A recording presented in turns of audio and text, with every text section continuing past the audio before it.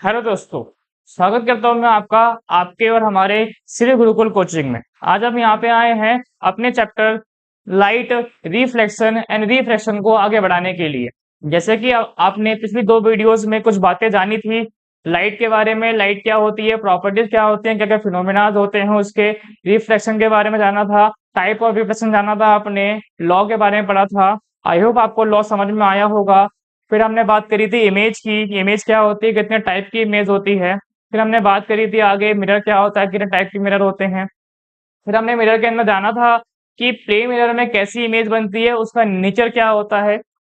आगे हमने spherical mirror की बात कर ली थी कि स्फेरिकल मिरर को स्फेरिकल मिरर क्यों कहते हैं और कितने टाइप के स्फेरिकल मिरर होते हैं। टाइप के साथ साथ बेटा हमने इनके कुछ इंपॉर्टेंट पॉइंट डिस्कस कर लिए थे। जैसे कि मैं आपको बताऊं फिर से, यहाँ पे हमने जाना था कि अगर ये स्पेयर है और स्पेयर में से काट के हमने दो मिरर बनाए थे। एक मिरर को बोला था हमने कॉनकेव, दूसरे को बोला था हमने कॉन्वेक्स। और हमने उनके कुछ इंपॉर्टेंट पॉइंट डिस्कस करे थे, जैसे कि कर्वेचर क्या होता है, रेडियस ऑफ कर्वेचर क्या होता है, पोल क्या होता है, प्रिंसिपल एक्सिस क्या होते हैं, कर्वेचर क्या होता है, प्रिंसिपल फोकस क्या होता है, फोकल लेंथ क्या होता है। आई होप आपको पिछली वीडियो में समझ में आ गया होगा। आगे आज हम बात करने वाले हैं इनके कुछ इंपॉर्टेंट रूल्स की, कि कौन कौन से रूल्स को फॉलो करते हुए हमारी इमेज बनती है। क्लियर है? आई मीन कौन कौन से रूल को फॉलो करते हुए लाइट मिरर से रिफ्लेक्ट होती है। क्लियर है? आफ्टर रिफ्लेक्शन ही हमारी इमेज बनती है। इमेज बनने का मतलब है कि जब लाइट मिरर से आएगी तो आफ्टर रिफ्लेक्शन वो कहाँ मीट करेगी, जहां पे लाइट की रेज आपस में मीट करती हैं वहीं पे इमेज बनती है। क्लियर है? तो आज हम ये जानने वाले हैं कि जब लाइट मिरर से आती है, जैसे ही मिरर है और यहाँ से लाइट आ रही है, तो आ करके जब यहाँ पे इंसिडेंट होगी तो लॉ तो फॉलो करेगी ही, तो लॉ को फॉलो करते हुए वो किस तरफ डेविएट होगी, आज हम उसके बारे में जानने वाले हैं। तो पहले हम जानेंगे कि कॉनकेव मिरर के अंदर लाइट कैसे रिफ्लेक्ट करती है। क्लियर है? टोटल हमारे पास चार रूल्स हैं, उन चारों को हम यहाँ डिस्कस करेंगे। चार ही कॉनकेव के हैं एंड चार ही कॉन्वेक्स के हैं। क्लियर है? चलिए देखेंगे कौन कौन से रूल हैं। चलिए मैं यहाँ पे पहले फोर डायग्राम ड्रॉ कर लेता हूँ कॉनकेव मिरर के। ये देखिए, ये हमारा कॉनकेव मिरर होगा। एक हम यहाँ बात करेंगे, सेकंड हम बात करेंगे यहाँ पे, तो मैंने एक और कॉनकेव मिरर ड्रॉ कर लिया। और थर्ड हम बात करेंगे यहाँ पे, तो मैंने एक और कॉनकेव मिरर ड्रॉ कर लिया। एंड फोर्थ हम बात करेंगे बेटा यहाँ पर, तो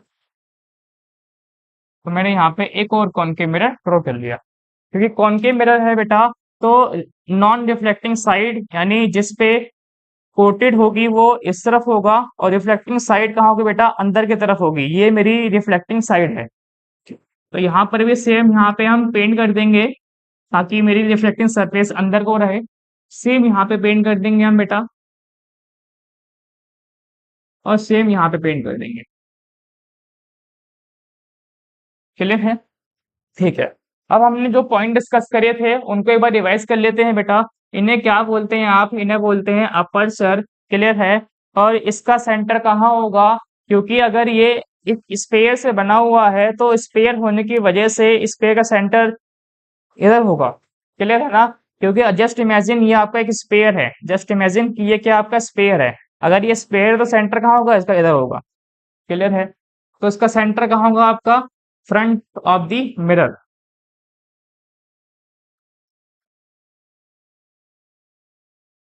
क्लियर है बेटा? कहाँ होगा? फ्रंट ऑफ द मिरर, यहाँ पे। ऐसे इसका सेंटर यहाँ होगा, इसका सेंटर यहाँ होगा, इसका सेंटर यहाँ होगा। क्या बोलते हैं आप इसे? सेंटर ऑफ कर्वेचर कहते हैं। क्लियर है? अब यहाँ से आप एक लाइन ड्रॉ करेंगे, यहाँ से भी आप एक लाइन ड्रॉ करेंगे, यहाँ से भी आप एक लाइन ड्रॉ करेंगे, एंड यहाँ से भी आप एक लाइन ड्रॉ करेंगे। क्या बोलेंगे इससे आप? राइट प्रिंसिपल एक्सिस बोलेंगे। क्लियर है? अब ये प्रिंसिपल एक्सिस जहाँ पे कट कर रही है मिरर को, उसे क्या बोलेंगे आप? पोल बोलेंगे। क्या बोलेंगे बेटा आप उसे? पोल बोलेंगे। क्या बोलेंगे? पोल। क्या बोलेंगे आप? पोल। क्लियर है? ठीक है। ये आपका एम और ये आपका एन, एम और ये एन, एम और ये आपका एन अपर्चर। क्लियर है? ये आपका सेंटर ऑफ कर्वेचर, ये आपका सेंटर ऑफ कर्वेचर। अब सेंटर ऑफ कर्वेचर और पोल के बिल्कुल मिड में क्या होता है? हमारा फोकस होता है। क्या होता है बेटा? हमारा फोकस होता है। क्या होता है? Focus, and this is your focus. चलिए आगे बढ़ते हैं कि कैसे लाइट रिफ्लेक्ट करती है। ये हमने पॉइंट रिवाइज कर लिया। जब जब आप मिरर बनाएंगे, जब आप मिरर बनाएंगे, तब आप इन पॉइंट को जरूर पॉइंट आउट करेंगे। क्लियर है? किस किस को करेंगे पॉइंट आउट? अपर्चर जरूर दिखाएंगे आप, प्रिंसिपल एक्सिस जरूर दिखाएंगे आप, पोल जरूर दिखाएंगे आप, कर्वेचर, फोकस, इन सबको आप जरूर मार्क करेंगे मिरर ड्रॉ करते समय हमेशा। चलिए देखिए जरा, पहला रूल क्या आता है? पहला रूल क्या आता है कि अगर लाइट पैरेलल आ रही है, क्या लाइट अगर पैरेलल आ रही है तो आफ्टर रिफ्लेक्शन वो फोकस से होकर चली जाएगी। क्लियर है? लाइट अगर पैरेलल आ रही है तो आफ्टर रिफ्लेक्शन वो फोकस से होके चली जाएगी। क्लियर है बेटा? अब यहाँ देखेंगे, अगर लाइट आपकी फोकस पे आएगी, सपोज कीजिए ये आपकी फोकस पे आ रही है, ये देखिए यहाँ पे आपकी कैसे आ रही है? ये फोकस से आ रही है। तो अगर लाइट अगर फोकस से आ रही है तो आफ्टर रिफ्लेक्शन वो बेटा पैरेलल चली जाएगी। क्लियर है? एंड थर्ड पॉइंट को देखेंगे कि अगर लाइट आपकी कर्वेचर पे आ रही है, कर्वेचर से आ रही है, जैसे कि अभी ऐसे देखिए, लाइट अगर कर्वेचर की सीध में आ रही है, लाइट कहाँ आ रही है बेटा? कर्वेचर की सीध में आ रही है। देखिए ये कर्वेचर की सीध में आ रही है, तो जिस रास्ते आपकी लाइट आई है उसी रास्ते आफ्टर रिफ्लेक्शन चली जाएगी। क्लियर है बेटा? आगे बात करते हैं, फोर्थ रूल की तरफ बढ़ते हैं। तो फोर्थ रूल हमारा क्या कहता है कि अगर लाइट पोल पे आ रही है, कहाँ पे आ रही है बेटा? पोल पे आ रही है, तो जिस एंगल पे लाइट आई है, जिस एंगल पे लाइट आई है उसी एंगल पे लाइट आफ्टर रिफ्लेक्शन चली जाएगी। यानी यहाँ पे एंगल आई बराबर होगा एंगल आर के। क्लियर है बेटा? समझ में आया आपको? सेम रूल आगे बढ़ते हैं, सेम रूल डिस्कस करते हैं कॉन्वेक्स मिरर के लिए। तो उससे पहले आप जरा इसका स्क्रीनशॉट ले लीजिए।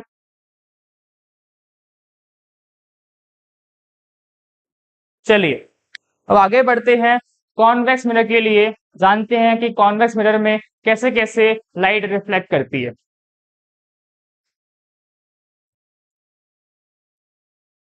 कॉन्वेक्स मिरर में भी हम पहले कॉन्वेक्स मिरर को ड्रॉ करेंगे बेटा। फर्स्ट केस ये मेरा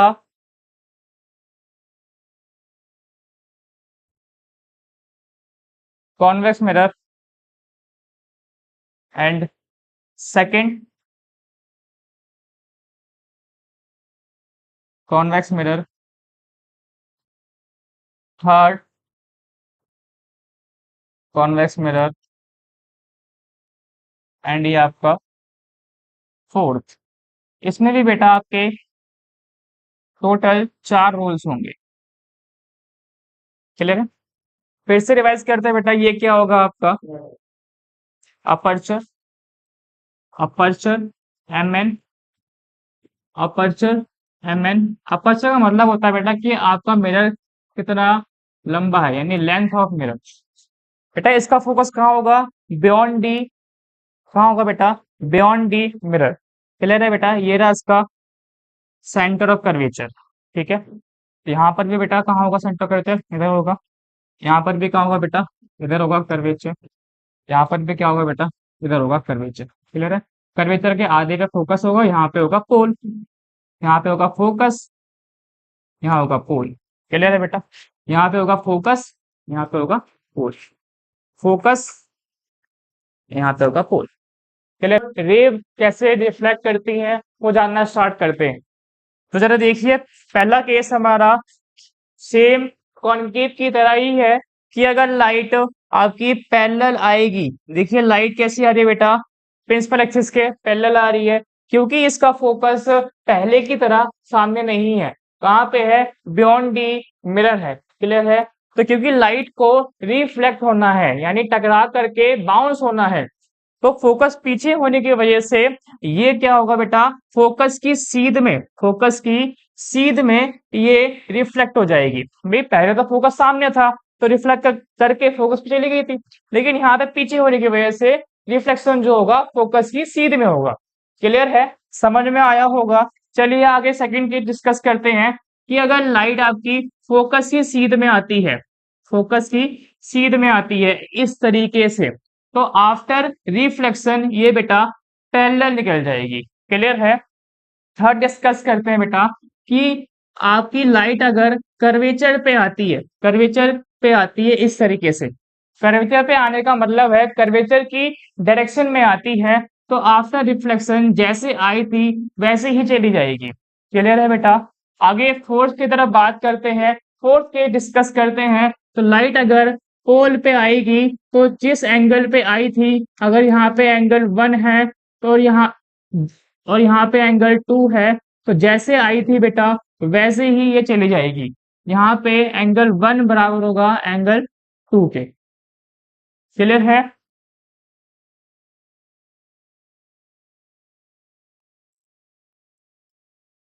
यहाँ पे आप इसको एंगल आई बराबर एंगल आर भी कह सकते हैं, कोई दिक्कत नहीं है। ठीक है, चलिए अब इसी बेसिस पर हम क्या करेंगे, हम ये जानेंगे कि कैसे कॉनकेव मिरर और कॉन्वेक्स मिरर के अंदर इमेज बनती है। क्लियर है? जब हम इमेज फॉर्मेशन सीखेंगे तो हम इन चारों में से किन्हीं दो रेस का इस्तेमाल करेंगे। या तो हम इसका इसका यूज कर लेंगे, या तो फर्स्ट और थर्ड का यूज कर लेंगे, या सेकंड और फोर्थ, यानी आपकी मर्जी है आप किससे सुटेबल है। ठीक है, उस अकॉर्डिंग आप रे का यूज करके इमेज फॉर्म करेंगे। क्लियर है बेटा? आगे जानेंगे कैसे। चलिए आगे बढ़ते हैं। आपको अगर ये समझ में आया है तो प्लीज स्क्रीनशॉट ले लीजिए इसका। तो चलिए बेटा आगे डिस्कस करते हैं कि कैसे इमेज बनती है। देखिए, तो बेटा पहले हम डिस्कस करेंगे कि कौन के मिरर के अंदर कैसे रे डायग्राम का यूज करते हुए, उन चारों रूल्स का यूज करते हुए हम इमेज फॉर्म करेंगे। तो जैसे कि मैंने आपको पहले बताया था, आप चार रूल हैं आपके पास में, चार में से आप केवल दो का यूज करेंगे। आप एक ऑब्जेक्ट से दो रेज पास करेंगे और वो दो रेज उन चारों रूल में से कोई दो का यूज करते हुए पास करेंगे। अभी समझते हैं कैसे। हमारे पास हम पहले डिस्कस करेंगे बेटा image formation for concave mirror. ठीक है, क्योंकि कॉनकेव मिरर के अंदर 6 केस हैं और 6 ही बड़े इंपॉर्टेंट है। इन 6 से एक क्वेश्चन बनना बिल्कुल तय है, और वो क्वेश्चन लगभग 3 मार्क्स का आएगा। तो उस पॉइंट ऑफ व्यू से ये टॉपिक बहुत ही इंपॉर्टेंट है। जरा फोकस देंगे इस टॉपिक पे, जो भी काम कर रहे हैं आप प्लीज उसे छोड़ दें। और जब आप इसे बनाएं तो प्लीज मेरी आपसे एक रिक्वेस्ट है कि आप इसे स्केल से बनाएंगे। ठीक है, स्केल पेंसिल रबड़ लेके ड्रॉ करेंगे इसे आप। चलिए बेटा स्टार्ट करते हैं। हमारे पास पहला केस है फर्स्ट। हम क्या करेंगे, हमारे पास एक होगा कॉनकेव मिरर एंड दूसरा होगा बेटा ऑब्जेक्ट।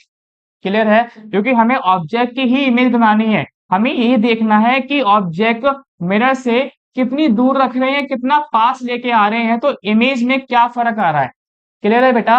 हम पहले क्या करेंगे बेटा, हम ऑब्जेक्ट को कहाँ रखेंगे, इन्फिनिटी पे रखेंगे। तो ऑब्जेक्ट कहाँ पे है मेरा,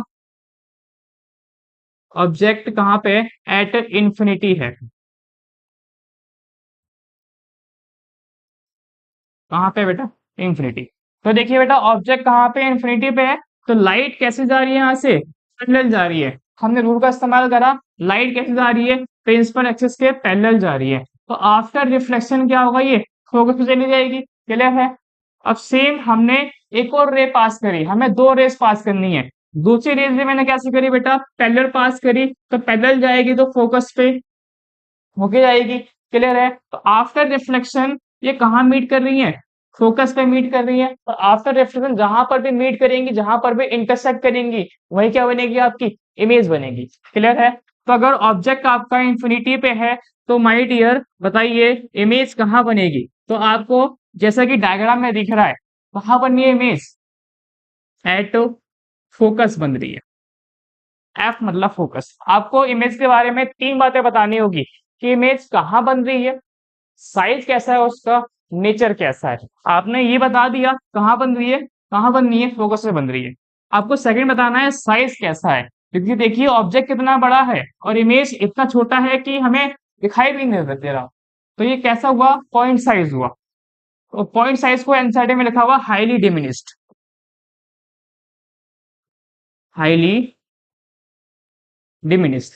ठीक है, क्लियर है। इसको क्या बोलते हैं आप? इसको बोलते हैं पॉइंट साइज।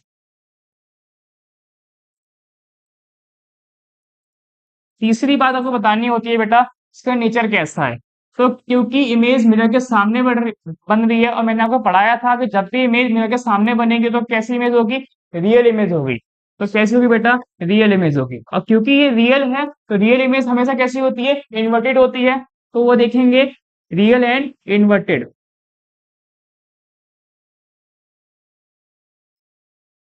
क्लियर है। आपको तीन बातें याद रखनी है इमेज के बारे में। आपको यहाँ पर क्या याद रखना है कि ऑब्जेक्ट कहाँ रखने पर इमेज कहाँ बनी, साइज कैसा है उसका, और उसका नेचर कैसा है। क्लियर है। चलिए सेकंड केस की तरफ डिस्कस करते हैं बेटा। सेकंड केस की तरफ बढ़ते हैं। सेकंड केस क्या है बेटा? अब हम ऑब्जेक्ट को और पास लेके आए। क्या करा हमने? ऑब्जेक्ट को हम और पास लेके आए। पहले ऑब्जेक्ट इंफिनिटी पे था, अब कहाँ लिया है बेटा ऑब्जेक्ट को? बियॉन्ड सी लिया है। कहाँ लिया है ऑब्जेक्ट को? बियॉन्ड सी लेके आए। क्लियर है बेटा। तो जरा देखिए, बियॉन्ड सी लेके आए हैं तो आपकी इमेज कहाँ बनी है? देखिए, आपने फिर से क्या करा, आपने एक रे ली, पैरेलल ली, तो कहाँ जाएगी बेटा? वो फोकस होके जाएगी। क्लियर है। एंड बाद में क्या करा आपने? सेकंड रे के लिए कर्वेचर से रे पास करी, तो अगर रे कर्वेचर से जा रही है तो कर्वेचर से ही होके वापस आएगी। तो जरा देखिए, गई कर्वेचर से और इसी पाथ पे वापस आई। तो आफ्टर रिफ्लेक्शन इन्होंने कहाँ कट करा? यहाँ कट करा, है कि नहीं? तो यही क्या बनेगी बेटा? आपकी इमेज बनेगी। तो इमेज कहाँ बनी? क्या पोजीशन है इसकी? सी और एफ के बीच में बनी। कहाँ बनी बेटा image? Between C and F बनी। क्लियर है। सेकंड, साइज कैसा हुआ इसका? देखिए, ऑब्जेक्ट बड़ा है, इमेज कैसी है? छोटी है। तो साइज कैसा हुआ बेटा? स्मॉल साइज हुआ। कैसा हुआ? स्मॉल साइज हुआ। एंड थर्ड, नेचर कैसा हुआ? क्योंकि इमेज मिरर के सामने ही बन रही है तो कैसे होगी बेटा? ये रियल होगी एंड इन्वर्टेड होगी। रियल एंड इन्वर्टेड होगी। आई होप आपको दोनों के समझ में आए होंगे। इसका एक बार स्क्रीनशॉट ले लीजिए।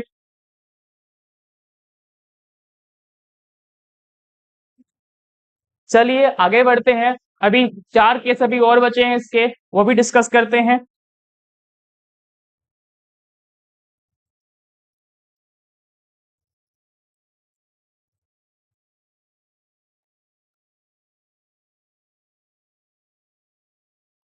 थर्ड केस क्या है बेटा? ऑब्जेक्ट कहाँ रखा हमने? ऑब्जेक्ट रखा इज एट सी। अब हम ऑब्जेक्ट को और पास लिया है। ऑब्जेक्ट को और पास लिया है। पहले ऑब्जेक्ट सी के पीछे था, अब हम बिल्कुल सी पे ही रख दिया हमने। तो बेटा इमेज कैसी बनेगी? पहली, देखिए जरा, रे पास करी आपने, पैरेलल रे गई, फोकस पे आई। दूसरी रेज कैसे पास करी आपने? दूसरी रेज के लिए आपने फोकस से रेज ली, अगर रे फोकस से जाएगी तो आफ्टर रिफ्लेक्शन पैरेलल चली जाएगी। यही पढ़ाया था। तो देखिए, लाइट फोकस से गई तो पैरेलल रिफ्लेक्ट हो गई। तो आफ्टर रिफ्लेक्शन इस रे ने यहाँ कट करा और इस रे ने भी यहाँ कट करा। तो इमेज कहाँ बनेगी बेटा? यही बनेगी। कहाँ बनेगी? सी पे बनेगी। क्लियर है। तो कहाँ बनी बेटा इमेज? एट सी बनी। दूसरा, कैसी बनी बेटा? देखिए, ऑब्जेक्ट का साइज और इमेज का साइज सेम है। कैसी बनेगी बेटा? ये सेम साइज बनेगी। तीसरी बात बेटा, इसका नेचर कैसा होगा? देखिए, रियल है, बिल्कुल रियल है। तो रियल एंड इन्वर्टेड, क्योंकि रियल इमेज हमेशा कैसी होती है? इन्वर्टेड होती है। चलिए फोर्थ केस की तरफ बढ़ते हैं बेटा। फोर्थ केस में हम ऑब्जेक्ट को और पास लेके आएंगे। पहले सी पे था, अब सी और एफ के बीच में रखेंगे। यहाँ पे मतलब देखिए, अब सी और एफ के बीच में रखा आपने object. Object at between C and F. तो बेटा जी इमेज कहाँ बनी? चलिए देखिए, अब आपको समझ में आ गया हो कैसे रे पास हो रही है। तो जल्दी बता दीजिए कहाँ बनेगी इमेज? बियॉन्ड सी बनेगी।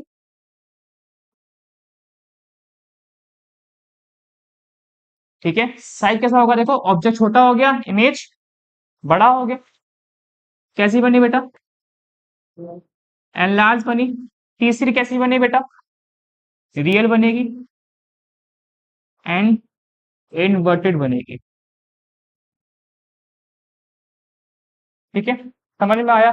तो आप क्या देख रहे हैं, जब आपका ऑब्जेक्ट दूर था तो इमेज छोटी बन रही थी और इमेज मिरर के पास ही बन रही थी, लेकिन जैसे जैसे आप ऑब्जेक्ट को पास लेके आ रहे हो इमेज मिरर से दूर बन रही है और बड़ी बन रही है।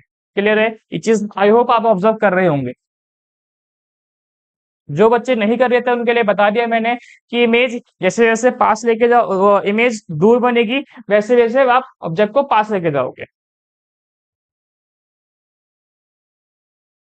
अब आते हैं बेटा हमारा पांचवा केस। ऑब्जेक्ट कहाँ पे है?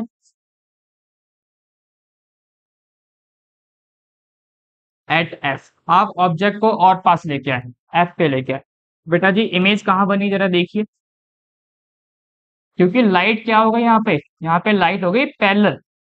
पैरेलल का मतलब क्या है कि यहाँ तो कट करने से रही, तो हमें मान लेते हैं कि कहीं इंफिनिटी पे कट कर रही होगी। तो इंफिनिटी पे कट कर रही है तो इमेज भी कहाँ बनेगी? इंफिनिटी पे बनेगी। तो कहाँ बनेगी बेटा इमेज आपकी? At infinity. सेकंड, क्योंकि इमेज बन रही है इंफिनिटी पे तो कैसी बन रही होगी? बहुत बड़ी बन रही होगी, हाईली एंड लार्ज इमेज बन रही होगी। एंड थर्ड, कैसी बनेगी वो? रियल बनेगी एंड इनवर्टेड बनेगी। क्लियर है? आगे सिक्स केस। बेटा सिक्स केस बहुत इंपॉर्टेंट है, ऐसा कोई पेपर नहीं बना जिसमें ये केस ना आया हो। क्लियर है? इसका यूज बड़ा इंपॉर्टेंट है, इसका रीड डायग्राम बड़ा इंपॉर्टेंट है, तो आप इस पर जरा खास ध्यान देंगे। अब आप ऑब्जेक्ट को कहाँ लेके आ रहे हो? पहले एफ पे थी, अब आप एफ से और आगे लेके जा रहे हो, यानी अब बिटवीन लेके जा रहे हो किसके? फोकस और पोल के। Object at between force and pole. देखिए ये रहा, ये आपका ऑब्जेक्ट कहाँ पे है? फोकस और पोल के बीच में है। जरा देखिए इमेज कहाँ बनेगी। देखिए पहला आपने यहाँ पे क्या करा, ऑब्जेक्ट को रखा, फोकस और पोल के बीच में रखा। क्लियर है? फिर आपने यहाँ से रे पास करवाई। कौन सी रे पास करवाई? पहले आपने पास करवाई रे गई पोल से, तो पढ़ाया था मैंने, जब रे पोल से जाएगी तो जिस एंगल पे गई है उसी एंगल पे वो रिफ्लेक्ट हो जाएगी। क्लियर है? एक रे ऐसे गई, दूसरी रे आपने कैसे पास करी बेटा? कर्वेचर से पास करी, तो लाइट कर्वेचर से गई तो कर्वेचर से ही वापस आ जाएगी। तो यहाँ देखिए लाइट रे का यहाँ पे कट करना तो इम्पॉसिबल है, क्योंकि जैसे जैसे दूरी बढ़ रही है वैसे वैसे, जैसे जैसे हम मिरर से दूर जा रहे हैं वैसे वैसे इनके बीच का जो गैप है वो भी बढ़ता जा रहा है। क्लियर है? तो क्या करते हैं हम, यहाँ कट नहीं कर रही है तो हम इसको पीछे की तरफ पोलराइज करवा लेते हैं। हम ये कहते हैं कि लाइट अगर यहाँ कट नहीं कर रही है तो कहाँ कर रही होगी बेटा? पीछे कट कर रही होगी। तो जब पीछे कट करवाते हैं तो यहाँ पे कट करती है। आफ्टर रिफ्लेक्शन जहां पे लाइट कट करेगी वहीं पे क्या बनेगी? इमेज बनेगी। तो यहाँ पे लाइट ने कट करा तो इमेज कहाँ बनी बेटा? मिरर के पीछे बनी। तो कहाँ बनी इमेज? बियॉन्ड मिरर बनी। कहाँ बनी? बियॉन्ड मिरर बनी। क्योंकि यहाँ पे जितने भी पांच केस पड़े हैं उन सबसे अलग देखने को मिला है यहाँ बिहेवियर, तो यहाँ पे इसलिए केस इंपॉर्टेंट हो जाता है। एंड सेकेंड पॉइंट क्या है बेटा? ऑब्जेक्ट को देखिए, इमेज को देखिए, कैसा है? ऑब्जेक्ट छोटा है, इमेज बड़ा है, कैसा होगा बेटा? ये एनलार्ज होगा। थर्ड, इसका नेचर कैसा होगा? अगर इमेज सामने बने तो रियल, इमेज पीछे बने तो वर्चुअल। यहाँ पे क्या हो रहा है? पीछे बन रही है इमेज तो कैसा होगा बेटा? ये वर्चुअल। और जो इमेज वर्चुअल होती है वो कैसी होती है? इरेक्ट होती है। और देखिए यहाँ पे इरेक्ट इमेज ही बन रही है, बाकियों में क्या हो रहा था? इमेज उल्टी बन रही थी, यहाँ पे क्या हो रहा है? इरेक्ट बन रही है। तो यहाँ से हमने क्या सीखा? यहाँ से आपने ये सीखा कि अगर कॉनकेव मिरर के मिरर है आपके पास में और आप ऑब्जेक्ट को उसके बहुत पास ले आते हो तो आपकी जो इमेज है एक तो वर्चुअल बनेगी और बड़ी बनेगी। क्लियर है? इसी फिनोमिना की वजह से मिरर के इस फिनोमिना की वजह से सेविंग मिरर के अंदर किसका यूज होता है? कॉनकेव मिरर का इस्तेमाल होता है। ठीक है, आगे हम इसका यूज पढ़ेंगे। तो आई होप आपको ये दो केस भी समझ में आए होंगे। एक बार इसका स्क्रीनशॉट ले लीजिए।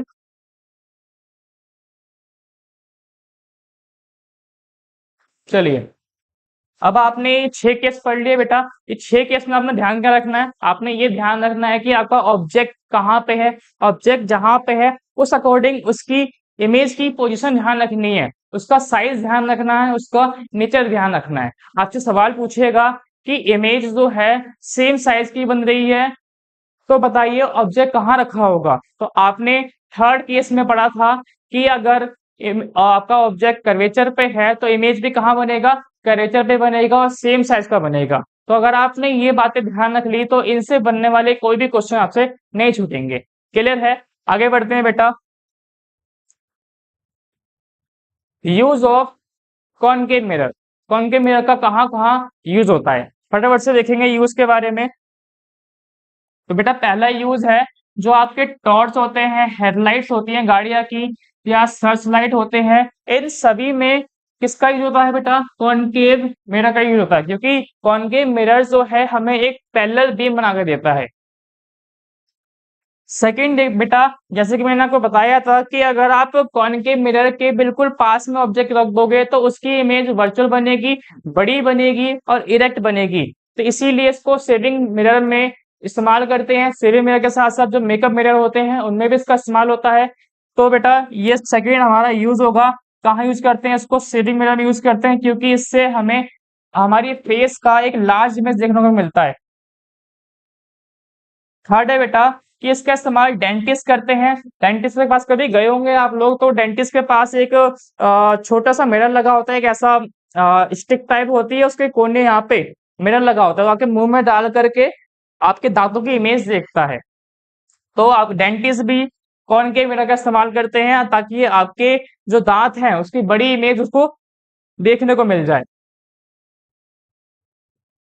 एंड बेटा फोर्थ है आपका सोलर फर्नेस। सोलर फर्नेस का मतलब होता है एक ऐसा एक ऐसी जगह जहां पर एक नीचे मिरर लगा देते हैं और वो सन की सारी लाइट को कैप्चर करके फोकस पे कन्वर्ज कर देता है, और फोकस पे जहां पे लाइट सारी कन्वर्ज हो रही है वहां पे आप कुछ रखोगे तो वो चीज गर्म हो जाएगी।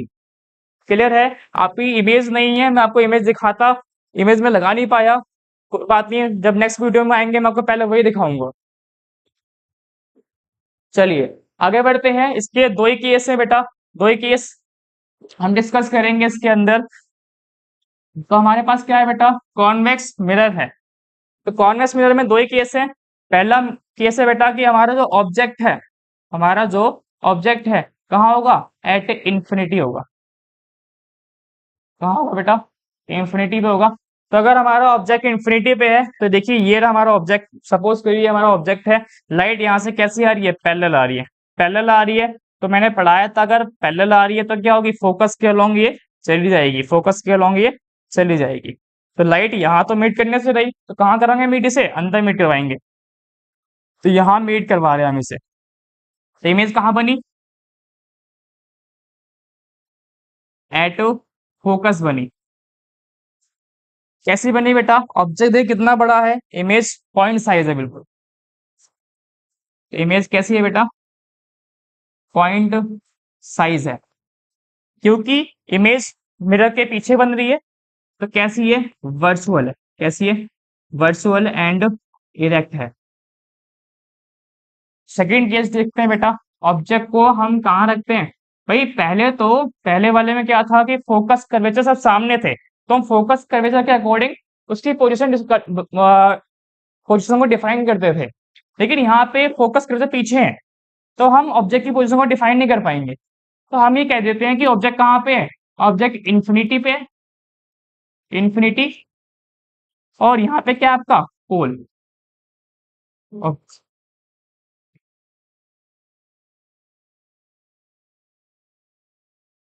हम ये कह देते हैं कि ऑब्जेक्ट जो है आपका बिटवीन है इंफिनिटी एंड पोल। ठीक है, सेकंड केस हमारा ऑब्जेक्ट कहाँ पे है? इंफिनिटी और पोल, इधर इंफिनिटी इधर पोल है। तो फिर से वही बेटा दो रे का इस्तेमाल करेंगे आप। रे गई पैरेलल तो आफ्टर रिफ्लेक्शन फोकस के अलॉन्ग चली जाएगी। सेकंड केस है हमने भेजा कर्वेचर पे, तो कर्वेचर के सीध में गई और वैसे ही वापस आ जाएगी। तो लाइट यहाँ तो कट करेगी नहीं, क्योंकि यहाँ पे डिस्टेंस बढ़ रहा है, तो हम क्या करेंगे? इसको पीछे की तरफ कट करवाएंगे। तो जहां पे कट करा वहां क्या बनी आपकी इमेज बनी। क्लियर है बेटा? तो यहाँ पे इमेज का देखेंगे, इमेज कैसी बनी, सेकेंड, थर्ड। ये आप मुझे कमेंट सेक्शन में लिख के देंगे इमेज कैसी बनी। क्लियर है बेटा? पहला कहाँ बनी, कैसी बनी, और इसका नेचर क्या है, या मुझे लिख के बताएंगे कमेंट सेक्शन में। चलिए आगे बढ़ते हैं। Use of convex mirror. Convex mirror के क्या क्या यूज होते हैं? दो ही यूज है, दो ही केस से दो ही यूज है। आपने कभी देखा होगा कि जो गाड़ियां होती हैं, जो गाड़ियों के जो विंग मिरर होते हैं, उसमें आपकी जो इमेज है वो हमेशा सीधी दिखती है, चाहे वो दूर का ऑब्जेक्ट हो या पास का ऑब्जेक्ट हो। क्लियर है? और अभी हमने जाना कि कॉन्वेक्स के अंदर ऑब्जेक्ट कहीं पे भी हो, इमेज कैसी बनती है, वर्चुअल बनती है और इरेक्ट बनती है ना? तो इसीलिए हम कॉन्वेक्स मिरर को कहाँ यूज करते हैं बेटा? गाड़ियों के जो रियर मिरर होते हैं, कहाँ पे, रियर मिरर मतलब जो पीछे देखने वाले मिरर होते हैं, उनमें हम किसका इस्तेमाल करते हैं? कॉन्वेक्स मिरर का इस्तेमाल करते हैं, क्योंकि ये हमेशा इरेक्ट इमेज फॉर्म करते हैं। सेकेंड है बेटा convex mirror use on sharp turn. जैसे कि आपने देखा होगा कि एक रोड यहाँ से आ रहा है और एक रोड यहाँ से आ रहा है, दोनों रोड आगे जाके मर्ज हो रहे हैं। तो यहाँ पे आपके यहाँ पे एक कॉन्वेक्स मिरर लगा दिया जाता है, ताकि इधर वाले को भी दिख सके कि इस रोड पे कौन आ रहा है, और जो इधर से जा रहा है वो इधर वाले को देख पाए कि कौन सी गाड़ी मेरे तरफ आ रही है, ताकि दोनों का एक्सीडेंट होने से बच जाए। चलिए अब आगे, आगे जो है बेटा वो मेरा फॉर्मूला है। मेरा फॉर्मूला को हम नेक्स्ट वीडियो में कवर करेंगे। आई होप आपको यहाँ तक समझ में आया होगा। आपने आज क्या क्या सीखा? आपने आज सीखा कि इमेज कैसे फॉर्म होती है, चारों रूल पढ़े आपने। रूल पढ़ने के बाद आपने कॉनकेव के अंदर अलग पढ़ा आपने 6 केस, एंड कॉन्वेक्स के अंदर आपने अलग 2 केस पढ़े। तो आई होप आपको यहाँ तक समझ में आया होगा। बाकी की बातें हम नेक्स्ट वीडियो में करेंगे। अभी तक के लिए thank you so much, and अगर सबको समझ में आया है तो प्लीज लाइक करें, शेयर करें, सब्सक्राइब करें। Thank you.